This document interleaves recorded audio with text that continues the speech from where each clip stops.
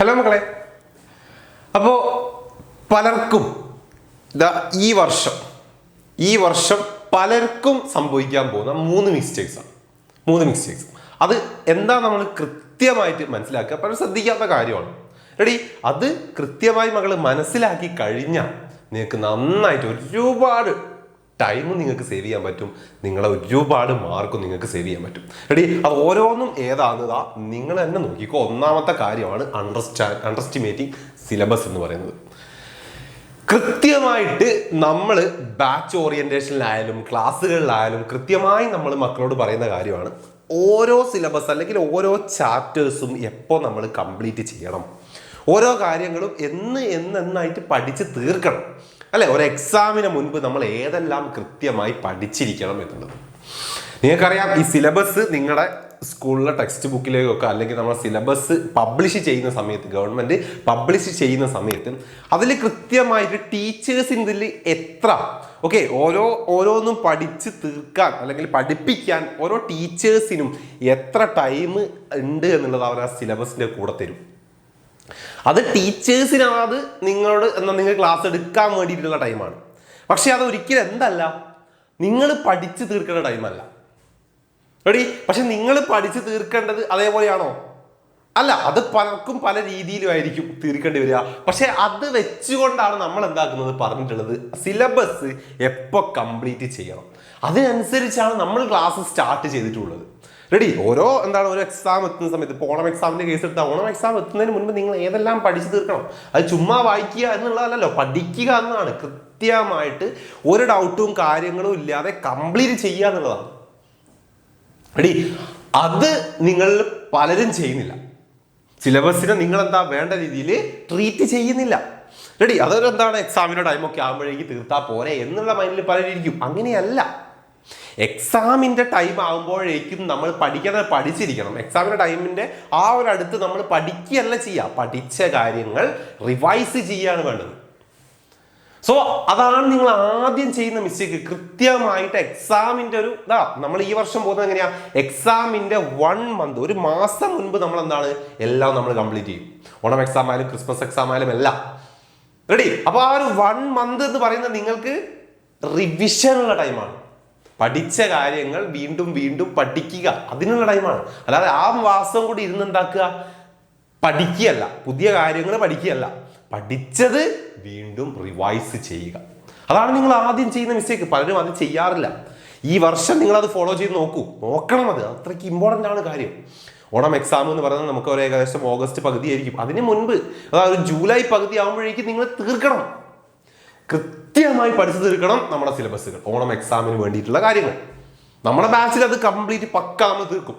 നിങ്ങൾക്ക് ആ ഒരു 1 മന്ത് എന്ന് പറയുന്നത് റിവിഷൻ ടൈം ആയിരിക്കും. റെഡി? അതാണ് ഒന്നാമത്തെ കാര്യം. സെക്കൻഡ് നോക്ക്, റോങ് സ്റ്റഡി മെത്തേഡാണ്. നിങ്ങൾ എങ്ങനെ പഠിക്കുന്നു എന്നുള്ളത്. എങ്ങനെ പഠിക്കുന്നു, നിങ്ങൾ എത്രത്തോളം ഓരോ കാര്യങ്ങളും മനസ്സിലാക്കി പഠിക്കുന്നു. ജസ്റ്റ് വായിച്ചു പോവുകയാണോ, അല്ലെങ്കിൽ ജസ്റ്റ് പഠിക്കാനിരിക്കുന്നു? പഠിക്കുക എന്ന് പറഞ്ഞാൽ എന്താണ്?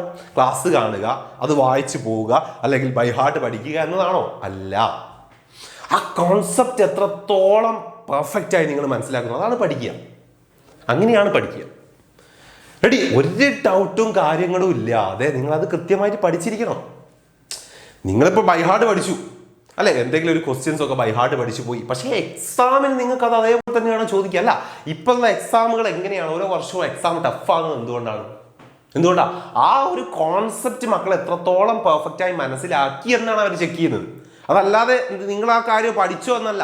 നിങ്ങൾക്ക് ഡയറക്റ്റ്ലി ടെക്സ്റ്റ് തന്നിട്ടുള്ള, അല്ലെങ്കിൽ നിങ്ങൾ ക്ലാസ് എടുത്ത് ടീച്ചേഴ്സ് തന്നിട്ടുള്ള ആ കാര്യം നിങ്ങൾ ഡയറക്റ്റ്ലി പഠിച്ചോ, അത് നിങ്ങൾ ബൈ ഹാർട്ട് പഠിച്ചോ എന്നല്ല അവർ എക്സാമിനോട് ചെക്ക് ചെയ്യുന്നത്. പിന്നെ എന്താണ് ആ ഒരു കോൺസെപ്റ്റ് എത്രത്തോളം മക്കൾക്ക് പെർഫെക്റ്റ് ആയി മനസ്സിലാക്കി, കൃത്യമായി മനസ്സിലാക്കി, അതാണ് ചെക്ക് ചെയ്യുന്നത്. സോ നിങ്ങൾ പഠിക്കേണ്ടതും അങ്ങനെ തന്നെയാണ്. ഓരോ കാര്യം പഠിക്കുകയാണെങ്കിലും അത് അത്രത്തോളം ആ ഒരു കോൺസെപ്റ്റ് അത്രത്തോളം മനസ്സിലാക്കി പഠിക്കുക, അല്ലാതെ ബൈ ഹാർട്ട് പഠിക്കുക എന്നൊന്നും അല്ല. റെഡി? അത് നിങ്ങൾ ചെയ്യുന്ന മിസ്റ്റേക്കാണ്. പഠിക്കുന്ന കാര്യത്തിൽ നിങ്ങൾ ചെയ്യുന്ന മിസ്റ്റേക്കാണ്. പലരും നന്നായിട്ട് ബൈ ഹാർട്ട് പഠിച്ചു കഴിഞ്ഞു, അതവിടെ കഴിഞ്ഞു. പക്ഷേ ബൈ ഹാർട്ട് പഠിച്ചു പോയി കഴിഞ്ഞിട്ട് നമ്മൾ അതേപോലെ എഴുതി വെക്കുന്നതാണോ എക്സാം, അല്ലെങ്കിൽ അതേപോലെയാണോ എക്സാമിന് എഴുതുക? അങ്ങനെയല്ല, ഒരിക്കലും അത് അങ്ങനെയല്ല. നമ്മൾ പഠിച്ചിട്ടുള്ള ആ കാര്യം അത് നമ്മളെന്താ ബൈ ഹാർട്ട് നമ്മൾ സെയിം പഠിച്ച അത് സെയിം കാര്യങ്ങളുടെ അടുത്ത് ഇതാണല്ല. അത് നമ്മളെന്താ ക്വസ്റ്റ്യൻ എങ്ങനെ വരുന്നു അതിനനുസരിച്ച് ചേഞ്ച് ചെയ്യണം. സോ ഇപ്പോഴുള്ള ക്വസ്റ്റ്യൻസ് നിങ്ങൾക്ക് ആ കൺസെപ്റ്റ് എത്രത്തോളം അറിയാമെന്ന് നോക്കുന്ന രീതിയിലാണ് ഓരോ വർഷവും ഈ അടുത്ത് വരുന്നത്. അതുകൊണ്ടാണ് എന്താക്കുന്നത് ഈ ഓരോ വർഷവും എക്സാം ടഫായി വരുന്നത്. അവർ ചെക്ക് ചെയ്യുന്നത് കൺസെപ്റ്റ് നോളജാണ്, അല്ലാതെ നിങ്ങൾ ആ ടെക്സ്റ്റ് ബൈ ഹാർട്ട് പഠിച്ചിട്ടുണ്ടോ എന്നുള്ളതല്ല. അത് നിങ്ങൾ കൃത്യമായിട്ട് മനസ്സിലാക്കി വെക്കുക നിങ്ങളുടെ സ്റ്റഡി മെത്തേഡിനെ കുറിച്ച്.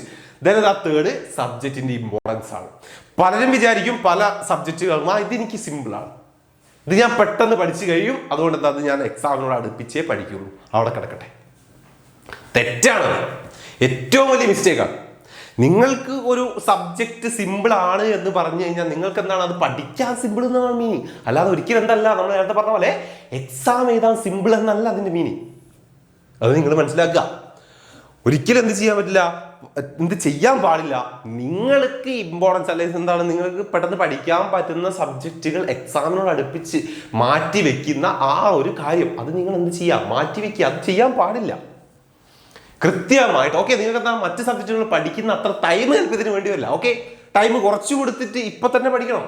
ഈ ടൈമിൽ തന്നെ പഠിച്ചു പോകണം. എക്സാമിനോട് അടുപ്പിച്ച് വെക്കുക എന്ന് പറയുന്ന ആ കാര്യം മാറ്റി വെക്കുക. സബ്ജക്റ്റ് ഇമ്പോർട്ടൻസ് ശ്രദ്ധിക്കേണ്ട കാര്യമാണ്. അതായത് നിങ്ങൾ ടഫുള്ള നിങ്ങൾ കൂടുതൽ ടൈം കൊടുക്കും, എന്നിട്ട് അവസാനം എക്സാം വരുന്ന സമയത്ത് ആ ടഫ് സബ്ജക്റ്റ് ചിലപ്പോൾ സിമ്പിൾ അങ്ങനായിട്ടായിരിക്കും ക്വസ്റ്റ്യൻ വരിക. നിങ്ങൾക്ക് സിമ്പിൾ എന്ന് വിചാരിക്കുന്ന ആ ഒരു സബ്ജക്റ്റ് ടഫായിട്ട് ക്വസ്റ്റ്യൻ വരിക. അയ്യോ പെട്ട് കുടുങ്ങി. സംഭവിക്കും. അങ്ങനെയാണ് പലർക്കും സംഭവിക്കുന്ന മിസ്റ്റേക്കാണ്. പലർക്കും അങ്ങനെ സംഭവിക്കാറുണ്ട്. സോ അതുകൊണ്ടാണ് ഇതാണ് നമുക്ക് നടക്കേണ്ടത്. മക്കൾ മനസ്സിലാക്കി വെക്കേണ്ട 3 പോയിന്റുകൾ. ഇത് പലരും ശ്രദ്ധിക്കാത്ത കാര്യമാണ്. നമ്മൾ ക്ലാസ്സുകളൊക്കെ സ്റ്റാർട്ട് ചെയ്യുന്നതിന് മുൻപേ ഇങ്ങനത്തെ കുറേ മിസ്റ്റേക്കുകൾ നമ്മൾ ചെയ്യും. അതൊക്കെ നമ്മൾ എന്ത് ചെയ്യാം, ഫില്ല് ചെയ്തിട്ട് പോവുക. ഒരിക്കലും ഒരു എക്സാമിനോട് അടുത്ത് നമ്മൾ മനസ്സിലാക്കേണ്ടതല്ല ഇത്തരത്തിലുള്ള മിസ്റ്റേക്കുകൾ. ഇതൊക്കെ പഠിച്ചു തുടങ്ങുമ്പോഴേ നമ്മൾ മനസ്സിലാക്കുക. എക്സാമിനോട് അടുത്ത് നമുക്ക് ഒരു കാര്യവും നമ്മുടെ മനസ്സിനെ ഡിസ്റ്റർബ് ചെയ്യുന്ന രീതിയിലേക്ക് വരാൻ പാടില്ല. നമുക്ക് പഠിക്കുക, കൃത്യമായി നല്ല അടിപൊളിയായിട്ട് പഠിക്കുക, മാർക്ക് വാങ്ങുക. ആ ഒരു കാര്യം മാത്രമേ നമ്മുടെ മനസ്സിൽ ആ ടൈമിലുണ്ടാവും.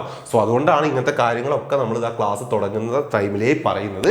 വ്യക്തമായിട്ട് ഇതെല്ലാം മനസ്സിലാക്കിക്കൊണ്ട് പഠിച്ച് മുന്നോട്ട് പോവുക. +2 ആയാലും +1 ആയാലും എല്ലാം എന്താണെന്ന് തന്നെ ആയാലും നമുക്ക് കൃത്യമായിട്ട് മുന്നോട്ട് പോകണം. നല്ല മാർക്ക് വേണം. റെഡി? നമുക്ക് വീണ്ടും കാണാം പുതിയ വീഡിയോ ആയിട്ട്. അതുവരെ ബൈ.